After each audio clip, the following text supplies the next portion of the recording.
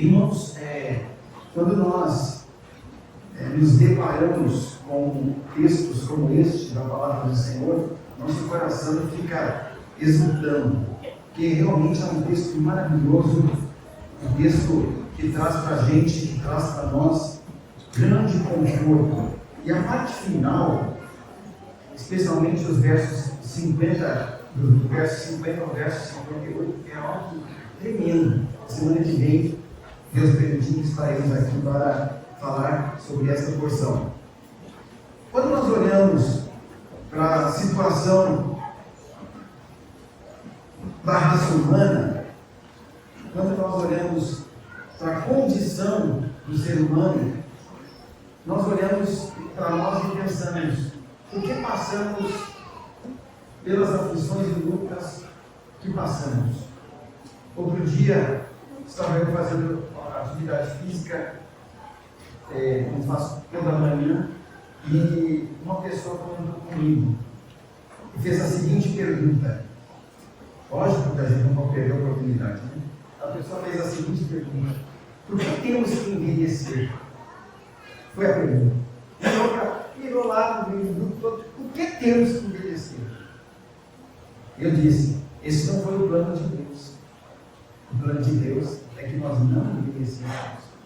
Mas a questão desta pessoa, ao levantar isso aí, foi o seguinte: é que junto com o envelhecimento, junto com a idade avançada, nós enfrentamos lutas e mais lutas à medida em que vamos ficando cada vez mais velhos.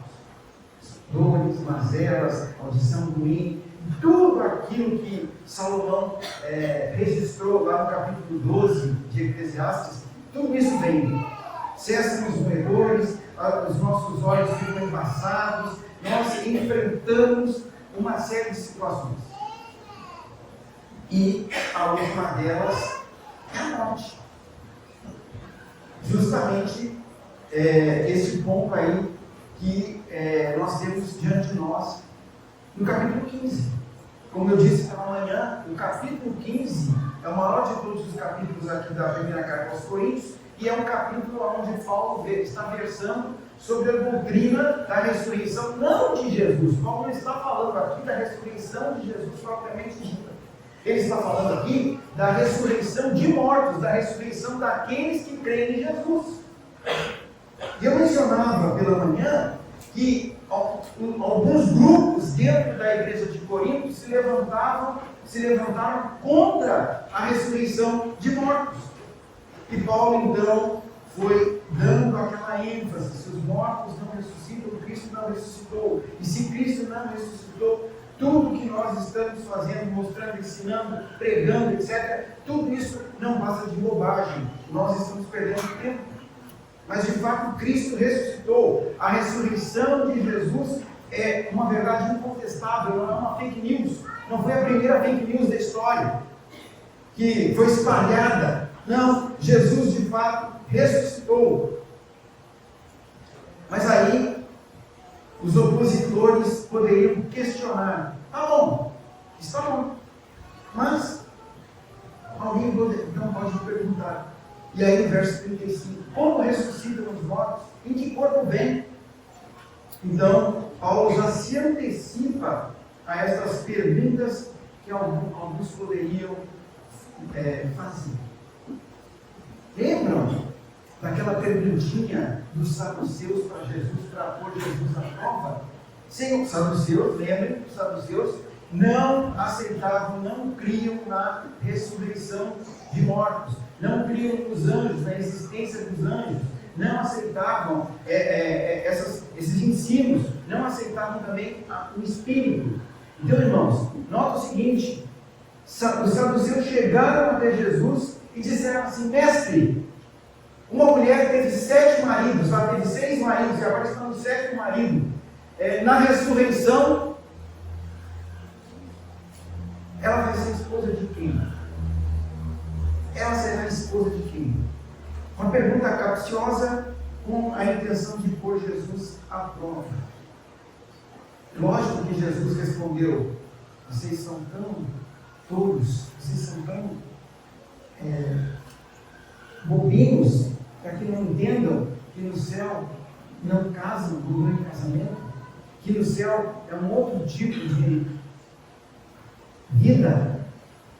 Jesus repreendeu aqueles homens assim. Mas a questão é que a pergunta foi uma pergunta tendenciosa, capciosa, e aqui Paulo se colocando ou se antecipando a eles, Paulo estava dizendo, alguns podem vir com essa pergunta, como ressuscitam os mortos e em que corpo vem? Então Paulo aqui, meus irmãos, tinha certeza de uma coisa, de que naqueles falsos homens, naqueles falsos mestres, perdão, haveria um certo cinismo para combatê-lo. Haveria aí algum tipo de má fé nas colocações deles para combater aquilo que eles achavam que era errado, que não batia.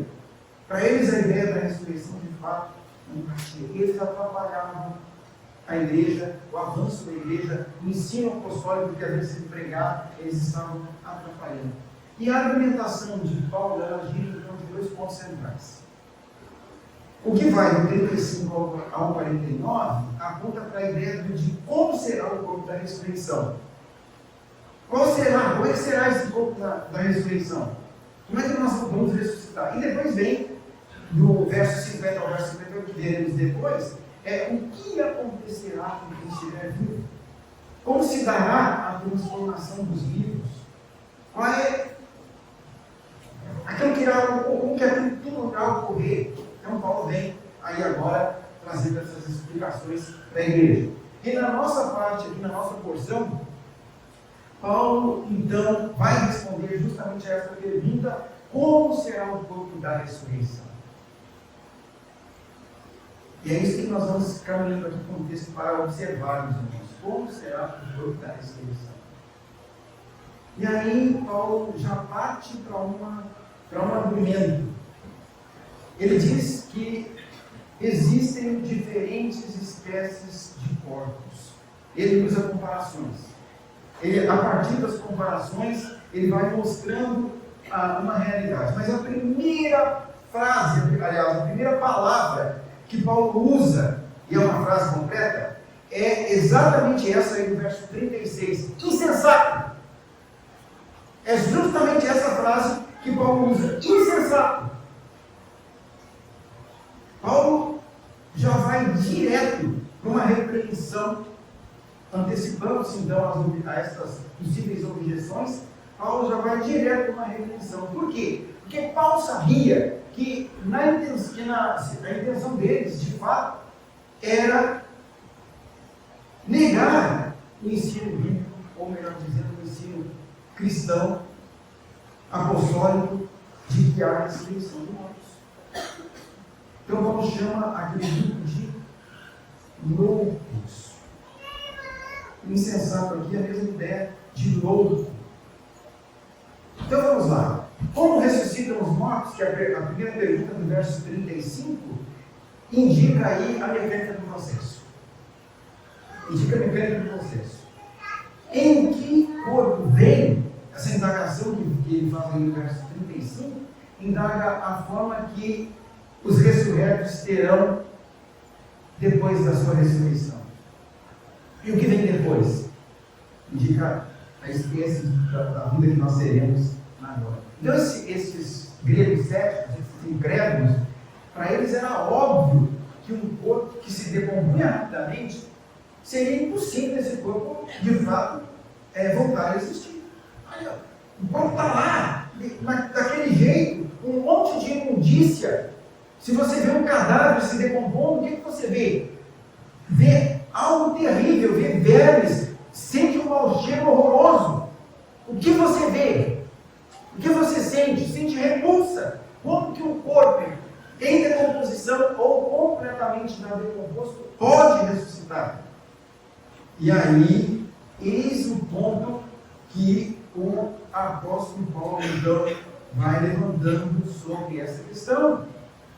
Irmãos, eles acreditavam que o corpo era intrinsecamente mau, que a matéria é má, que só importava o espírito. Já falei isso hoje pela manhã, você que não me ouviu pela manhã, está ouvindo agora.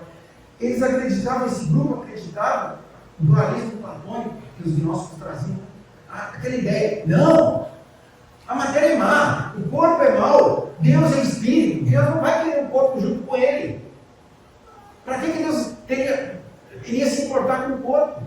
Basta ele se importar com o espírito é mais importante do que o corpo. E Paulo, então, chamando aquele grupo de insensato, ou aquele homem que pensa assim de insensato, ele aumenta o tom e ele vai então para o seu argumento. Irmãos, notem uma coisa, Paulo tinha usado a comparação, tinha colocado que Jesus é a primícia, que Jesus é as primícias da ressurreição de mortos. Ou seja, ele disse que Jesus era o primeiro feixe de uma grande colheita, ou de uma grande plantação que um determinado agricultor fez. O agricultor foi lá, plantou aquele campo enorme e aí as primeiras sementes que ele lançou já estão produzindo e ele vem então e colhe aquelas primeiras sementes, faz aqueles primeiros grãos, faz um feixe com o trigo ou com a cevada, pega aquele feixe e apresenta diante de Deus, lá na tenda da congregação, conforme Levítico 23, ele apresenta aquele feixe e traz e diz: olha, eu consagro tudo que eu irei colher posteriormente ao Senhor, tudo que é do Senhor. É como se ele dissesse: tudo que virá depois pertence ao Senhor, é do Senhor. E ele pode colher um pouco antes, um pouco mais lá no final, mas tudo é do Senhor. Então ele havia usado a figura da colheita e da semente antes, mostrando que Jesus é o primeiro feixe que é consagrado ao Senhor. Jesus, o homem que ressuscitou dentre os mortos. Então ele é o primeiro, ele é a primícia. E depois toda a igreja do Senhor, depois toda a colheita, então será, figuradamente, foi consagrada ao Senhor por ele. Então todos nós, como igreja do Senhor, estaremos diante do Senhor, porque ele se apresentou por nós, ele foi apresentado por nós como a primícia. Então Paulo diz que isso é uma garantia, é um penhor na nossa ressurreição. Irmãos, o que Paulo então toma agora é a mesma ideia que ele havia colocado ali quando ele pensa em colheita. Ele volta a ideia e diz: o que semeias não nasce se primeiro não morrer. Quando você lança uma semente na terra, não é aquela semente que fica. A semente, ao germinar, ela deixa de ser semente. Ela morre. E agora, ela, ao brotar, a forma que ela vai adquirir, brotando, é um novo corpo. E é um corpo superior àquele que foi enterrado pelo agricultor. E quando essa semente começa a produzir, e aí, nota o que Paulo diz no verso 37 e 38, ele diz que é por Deus, olha lá, ele diz: e quando semeias, não semeias o corpo que há de ser, mas o simples grão ou de trigo ou de qualquer outra semente, mas Deus lhe dá o corpo como ele aprove dar a cada uma das sementes. Então, o que Paulo mostra é que quem faz a semente germinar e quem faz o grão realmente brotar e virar ou uma plantinha que vai ser colhida ou uma grande árvore é o Senhor. E quando ele faz isso com a mão de abraço. Deus estabeleceu que seria assim. Então, quando Paulo coloca isso para aqueles homens, Paulo está dizendo: quem faz este tipo de pergunta, quem é incrédulo a esse ponto, está perdendo as bênçãos e desconhece de fato a natureza, a criação do Senhor. Porque na criação do Senhor nós vemos essas diferenças.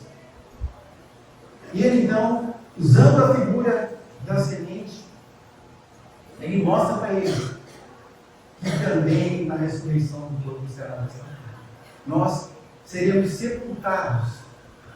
Porque aqui ele fala da ressurreição de mortos, ele não está falando dos vivos que serão glorificados e subirão ao encontro do Senhor nos ares. Isso ele fala depois.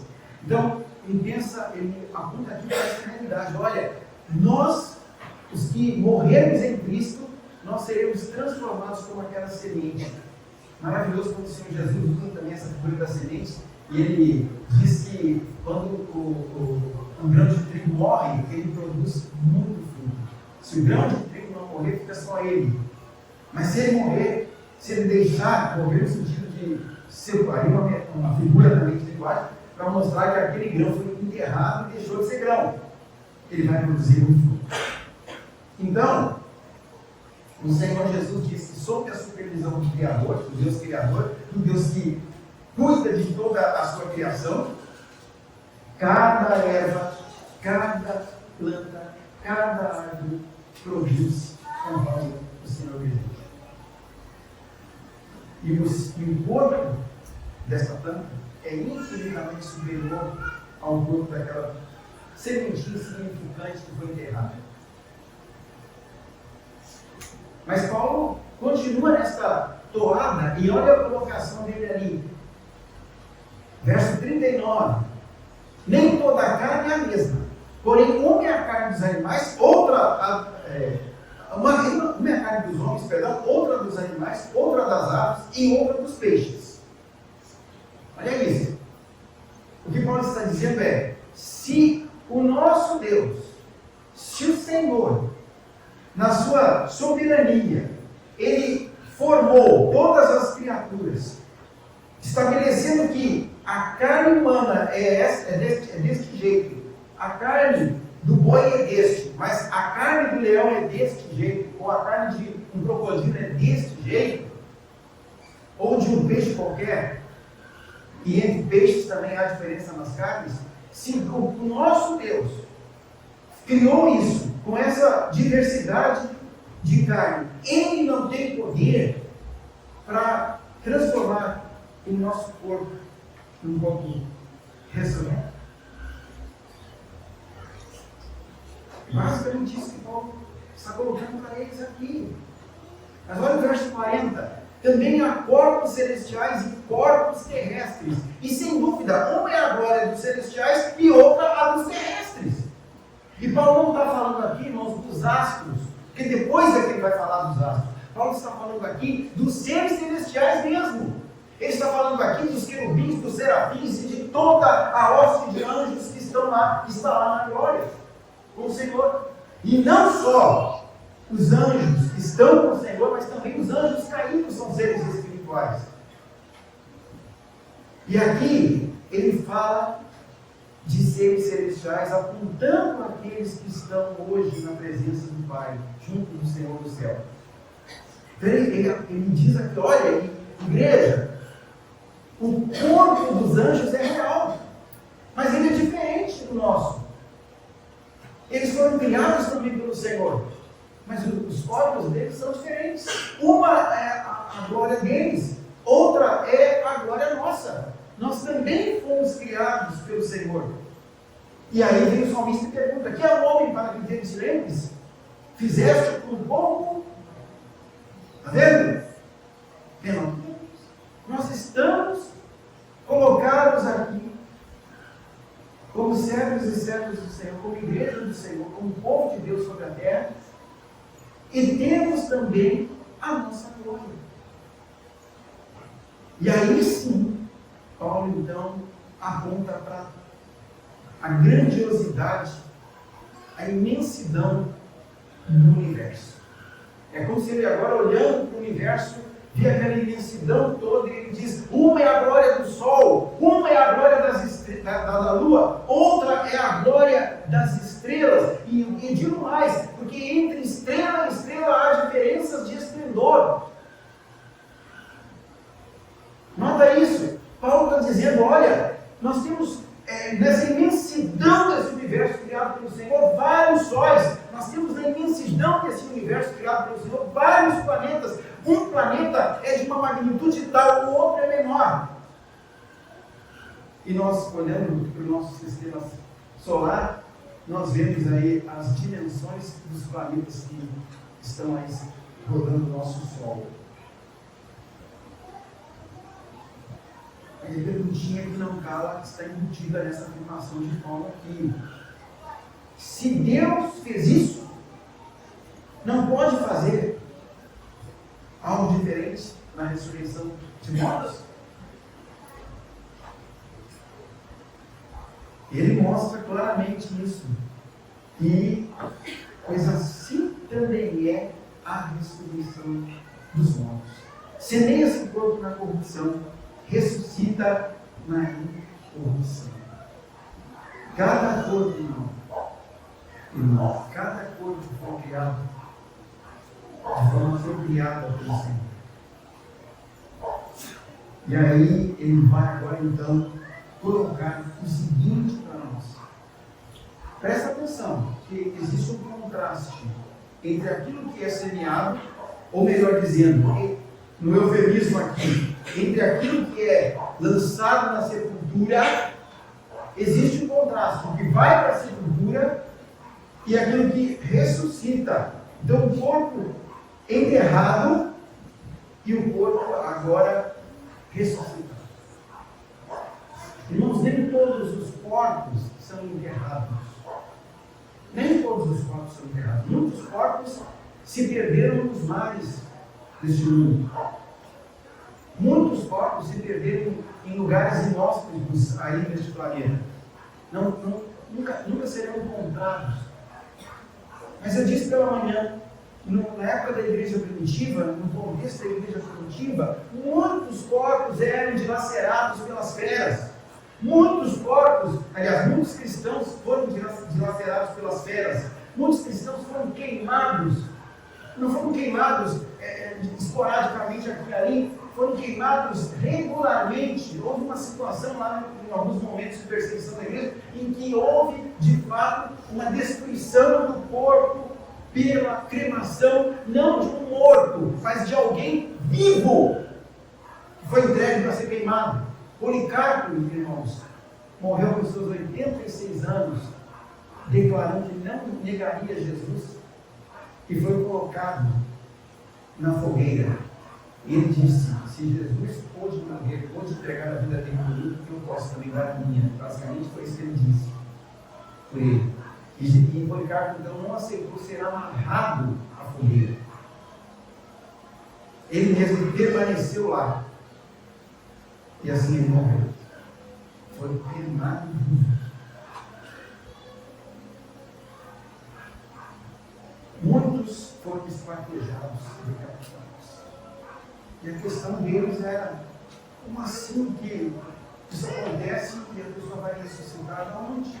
Irmãos, Deus é poderoso para levantar qualquer pessoa, mesmo que ela seja, no último dia, levantar qualquer pessoa, mesmo que ela seja esmagada por um rolo compressor. Deus tem poder para isso. É pesada essa comparação, mas é verdade. Deus tem poder para isso. Então, Paulo vai usando agora essas antíteses aqui. Ele diz, usando a ideia da semeadura para sepultamento: semeia-se o corpo na corrupção, ressuscita na incorrupção. Então, se Paulo faz antes as comparações com aquilo que foi criado, mostrando a glória de cada coisa, de cada criação de Deus, Paulo agora vai, de um modo bem claro, mostrar para eles: olha, vocês que têm aí esse entrave, vocês que não conseguem aceitar essa ideia da ressurreição, de fato, o que nós sepultamos se deteriorará. O que nós sepultamos é um corpo que irá acontecer. De fato, quando nós olhamos para a corrupção humana, nós vemos a perecibilidade, vou usar essa palavra. Um corpo que é perecível, mas também nós vemos uma moral que é corrompida. A nossa vida física, o nosso corpo se abate, o nosso corpo se enfraquece, mas também espiritualmente, moralmente, nós estamos corrompidos. Mas este corpo que envelhece, este corpo que sente dores nas juntas, este corpo que tem as mais diversas enfermidades, este corpo um dia ressuscitará, incorruptível. Então nada mais poderá tocá-lo, porque este corpo ressuscitará, imortal, imperecível. Este corpo nunca mais experimentará a morte. Essa promessa, esta é a palavra do Senhor para a igreja. Igreja de Corinto, quando você morre na corrupção, mas quando você é sepultado na corrupção. Mas quando você ressuscitar, como nós ressuscitaremos na incorrupção, nada mais tocará a nossa vida. Estaremos com o Senhor. E Paulo vai enfatizando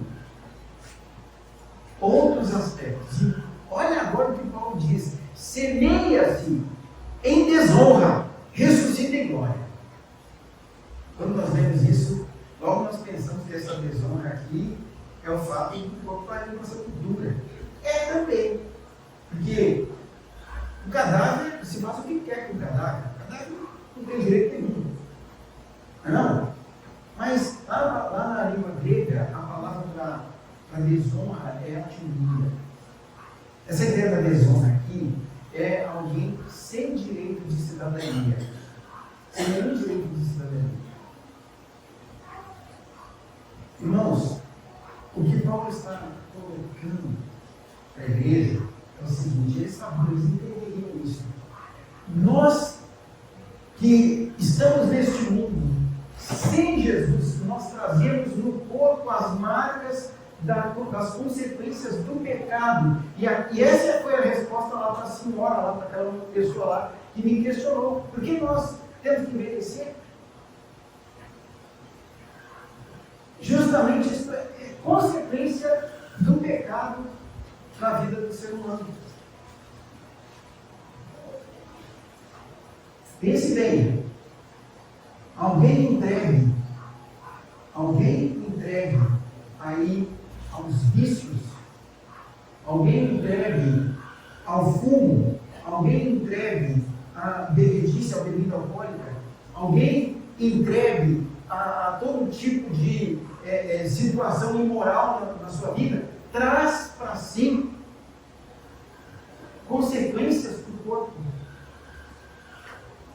Outro dia, eu estava vendo um casal aí, de amarinhos aqui da cidade, aqui no Bahia chamam de Ariana.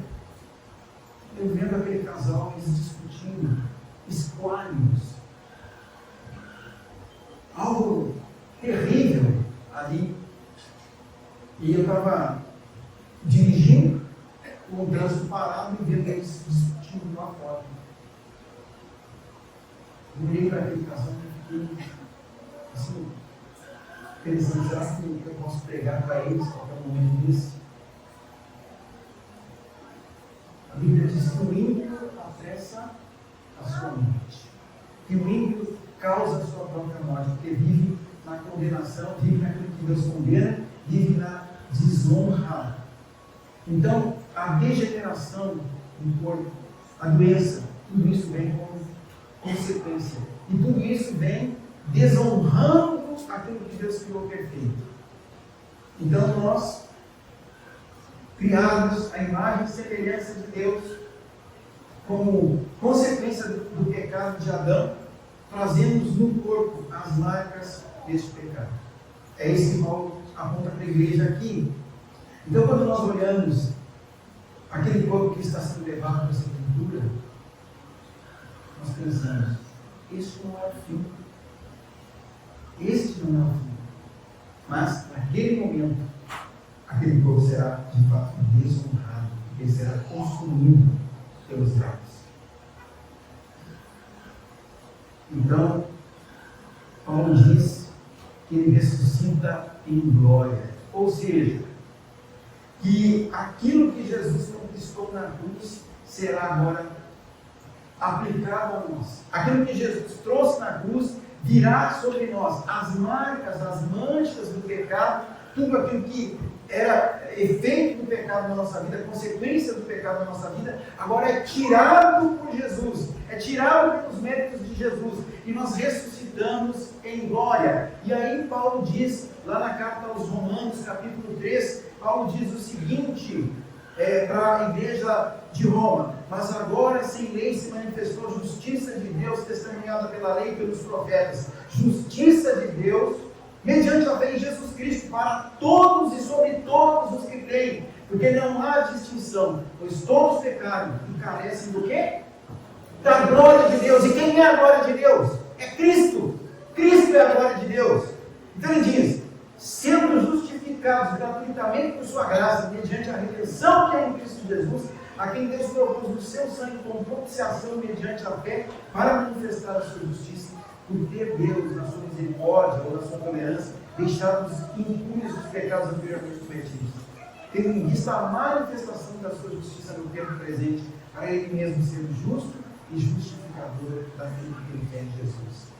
Irmãos, aquele que tem fé em Jesus, tendo o seu corpo semeado em desonra, ressuscitará em glória. Aquele que crê que Jesus morreu por si na cruz do Calvário, que ele deu a sua vida por si na cruz do Calvário, que Jesus morreu para pagar o preço por si na cruz do Calvário, esse ressuscitará em glória. Mas Paulo não falou aí não.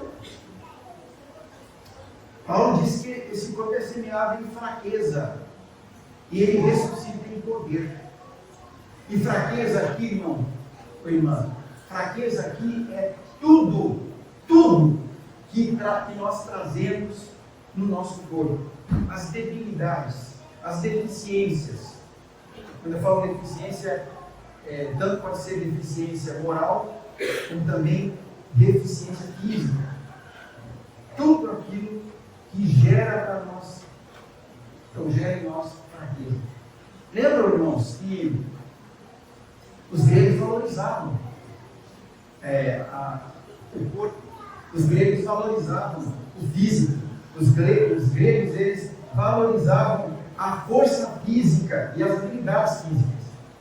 Isso para eles era algo fantástico, né? Eles davam realmente muito intenso, empenhavam muito nisso. Como aliás hoje em dia a gente tem visto aí, volta e meia, quando a gente recebe aí na internet, exercício para todo lado. Em 21 dias você vai perder a barriga, vai perder isso, sabe? E aquela valorização do corpo, aquela idolatria do corpo cada vez maior ali na internet. Homens e mulheres só enfatizando esse tipo de coisa. Só que Paulo diz que esse corpo será semeado em fraqueza. Esse corpo também morrerá, debilitado. Outro dia, alguém comentou comigo de um famoso preparador físico aqui no Brasil, não sei se é Rio de Janeiro, qual estado que ele é, mas ele é famoso aí nas mídias, e esse preparador físico postou lá que com os seus 28 anos, por aí, com 28 anos, ele passou mal. E ele não é fisiculturista, não é daqueles grandões, cheio de bomba, não. Mas é um preparador físico crescido. Passou mal. Linfoma. Só que o linfoma num grau daquele. Linfoma é um tipo de câncer, para quem não sabe, as crianças, né? Então, um câncer num grau daquele. E aí, eu vendo um texto que ele postou, ele disse: eu não estava preparado para isso. Irmãos, ninguém está preparado para uma notícia dessa em qualquer fase da vida. Ninguém está preparado. Quem é que vai dizer que está preparado? Nenhum de nós. Mas esse corpo que é semeado em fraqueza ressuscita em poder. Poder aqui é algo que envolve de fato toda a transformação que nós teremos agora, toda a bênção que nós teremos com o Senhor. Então, essa é a grande verdade defendida por ele, né? Por mais que nós vejamos aí a situação do nosso corpo, da nossa vida, estou falando do corpo, estou falando do físico, tá, gente? Por mais que nós vejamos a nossa situação suscetíveis aí às mazelas decorrentes do pecado, nós vamos ser ressuscitados incorruptíveis, em glória e poder. E Paulo lança um último argumento aqui neste ponto, uma última antítese Semeia esse corpo natural, ressuscita corpo espiritual. Ele caminha então para uma aplicação aqui, trazendo à tona, trazendo de volta o Gênesis, trazendo de volta as Escrituras, pois assim está escrito. Ele se refere ao livro de Gênesis, capítulo 2. É isso que ele está se referindo aqui. Quando lá, no capítulo 2, o Senhor disse para Adão: se você comer dessa árvore, certamente morrerás. Certamente morrerás. Então, quando Paulo fala aqui de corpo natural, a palavra que aparece lá na língua grega é psikon. E traduzindo, significa o seguinte: semeia-se aquele corpo que pertence à alma. Aquele corpo que pertence à alma, que pertence ao espírito que foi soprado nas narinas. Lá no Gênesis capítulo 2, diz que o Senhor formou Adão do pó da terra e soprou nas suas narinas o fôlego de vida. Esse é o homem natural a que ele se refere aqui. O corpo ao qual pertence a alma. Mas ele diz que ressuscita corpo espiritual. E o que é isso? O que significa isso? Que através então da obra do Senhor Jesus e da ação do Espírito Santo em nós, nós ressuscitaremos com um corpo diferente desse que irá para a sepultura. Então, este corpo que nós temos agora é apropriado dessa vida. Alguns podem olhar para o seu corpo e dizer assim: eu não gosto tanto dele. Eu poderia ser mais magra, ou um pouquinho mais gordo, ou um pouquinho mais alto, ou um pouquinho mais baixo. Depende do que a pessoa pensa de si mesma. Cada um pensa alguma coisa sobre o seu próprio corpo. Mas esse corpo que agora temos foi obra de Deus. Deus quis que fôssemos assim, e Deus nos trouxe claramente aqui um corpo apropriado para vivermos essa vida, adaptado a este mundo material. Mas nós depois teremos um corpo espiritual. Irmãos, aqueles que tem muito crente, muito cristão, que enfrenta isso, que olha para o seu corpo, para a sua vida, e diz assim: eu não gosto de mim. Deus está dizendo assim: eu não gosto de Deus que me fez assim. Tem muito cristão, e eu tive que lidar com situações assim, no ministério, que eu fiquei sabendo de situações assim, gente praticando bulimia, gente praticando lá, gente com anorexia, por conta de não aceitar o seu próprio corpo. Mas ele está dizendo que este é o corpo que nós temos, e ele é o corpo que veio do Senhor para nós. Mas o novo corpo, ele será gerado pelo Espírito Santo. Aliás, irmãos, o mesmo Espírito que atuou para gerar Jesus em Maria, não foi o Espírito Santo que atuou para gerar Jesus em Maria? E o mesmo Espírito que atuou para trazer Jesus de volta à vida na sua ressurreição. Como eu falei pela manhã. Então, esse mesmo Espírito atuará em nós para gerar o corpo espiritual. E aí, na defesa disso, Paulo então vai mostrando que as Escrituras dizem: o primeiro homem, Adão, foi feito alma vivente. Sobre ele foi soprado o fôlego de vida, e todos nós viemos à existência. O último Adão, porém, é espírito vivificante. E o espírito vivificante aqui, irmãos, é a obra do Espírito Santo que, através da ordem de Jesus, ele faz. Porque ele disse: quando eu for para junto do Pai, eu enviarei o Espírito ao mundo, e o Espírito convencerá o mundo do pecado, da justiça e do juízo. Eu farei com que aqueles que são meus ouçam a minha voz e venham a mim. Através de quem? Da ação, da obra do Espírito Santo, pela proclamação do Evangelho. Então, o segundo Adão é espírito vivificante. E ele disse, oficialmente: fiquem em Jerusalém, disse para os seus discípulos, até que do alto sejais revestidos de poder. E aí ele fala do quê? Do Pentecoste. No Pentecoste, a obra do Espírito Santo efetivamente começa. Se cumpre a palavra de Jesus, E o Espírito Santo, então, desce naqueles homens, a partir deles para a sua igreja e a partir da igreja do mundo. A palavra é proclamada. Então, o Senhor é alma vivificante através da ação do Santo Espírito. Mas não é o primeiro espiritual, sim o natural, a ordem das coisas. Nós primeiro nascemos como simples, meros mortais. Mas depois que nós nascemos de novo, depois que nós nos tornamos nova criatura em Cristo, depois que reconhecemos a nossa condição diante do Senhor, nós passamos a ser espirituais. E esses que são espirituais, porque têm o Espírito Santo de Deus que os cela, como diz Paulo na carta aos Romanos, estes ressuscitarão pelo próprio poder do Espírito.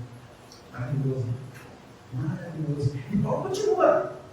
O primeiro homem formado da terra é terreno, o segundo homem é do céu. Ele mostra a origem aqui. O primeiro homem foi formado do pó.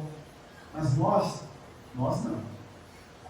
Jesus não. Jesus veio da glória. Jesus deixou a sua glória que habitou entre nós. Jesus veio como um de nós. Ele veio do céu. Assim também somos nós. Olha o verso 48. Como foi o primeiro homem do terreno, tais também são os homens terrenos, os demais homens. E como é o homem celestial, tais também os celestiais. Ou seja, alcançados pela graça de Deus, agora nós somos homens do céu. Por isso que Paulo fala, por isso que Pedro, aliás, fala que nós somos peregrinos nesta terra. Nós não pertencemos mais a este mundo. Se você crê em Jesus, você não pertence mais a este mundo. E não quer viver mais de acordo com esse padrão do mundo para você. Você quer viver de acordo com o padrão de Jesus para você. Você quer viver de acordo com aquilo que Jesus diz que você deve viver, da forma como Ele diz que você deve viver. Então Paulo amplia a ideia dessa imagem do homem celestial. Olha o que ele diz no verso 49. E assim como trouxemos a imagem do que é terreno, devemos trazer também a imagem do celestial. Irmãos, Paulo conclui esta parte do seu argumento dizendo para eles: se nós carregamos na nossa natureza, no nosso corpo natural, as marcas de Adão, se nós carregamos as marcas do velho homem, agora que nós temos Jesus como Senhor e Salvador das nossas vidas, nós devemos trazer a imagem dele em nós. Nós devemos ser espelhos de Jesus. É isso que Paulo está mostrando. Aí você diz: como assim, pastor? Como é que eu vou ser espelho de Jesus? Quando você vive o modo digno do Evangelho de Cristo, quando você é obediente à palavra de Cristo, quando você é obediente aos ensinamentos de Cristo para a sua vida, quando você glorifica a Cristo com o seu testemunho, quando você reconhece de fato quem Ele é para você todos os dias quando você acorda, quando você diz: eu sei que o meu Redentor vive, quando você diz: eu sei que Ele pode voltar hoje, quando você entende isso, você realmente traz a imagem do celestial, do homem celestial na sua vida. Você vive como quem faz parte de um reino que está sendo proclamado, um reino que está sendo expandido nesta terra enquanto Jesus não vem. E crendo que um dia estará com eles na vida. Eu fico muito preocupado quando a pessoa diz para mim: eu sou um cristão, mas é tão secularizado, que não vive como cristão. Estou falando de cristão bíblico, salvo pela graça de Deus em Cristo, tratado pelo poder da palavra de Deus. Quando você diz para mim que é assim, mas a sua vida é tão secular, que parece que Jesus, por tanto faz como tanto fez, eu fico preocupado. Que cristianismo é esse? Que vida cristã é essa? Agora, quando você reconhece de fato que Jesus é este homem celestial, e nessa tipologia aqui entre Adão e Cristo, ele coloca claro: Jesus nessa teologia dele, né? Fazendo essa comparação com Adão. Ele como representante da raça e agora Jesus como aquele que vem estabelecer a sua igreja, como representante da igreja. Ele nos coloca diante dessa realidade. Nós não somos mais, e aí eu quero usar essa expressão, nós não somos mais só corpo natural. Sabe por quê? Porque em nós habita o Espírito de Deus. Em nós habita o Espírito de Deus. Nós não somos mais só corpo natural. É por isso, e é justamente por isso, que Paulo diz que o crente não deve se colocar em situação de pecado contra o corpo, porque pecando contra o corpo nós afirmamos aí contra o Espírito do Senhor que está em nós. Perceberam? Então pense nisso hoje. Vamos pensar nisso e buscar realmente viver como cidadãos do Reino de Deus, aguardando que nós sejamos revestidos deste corpo celestial. Deus assim nos abençoe.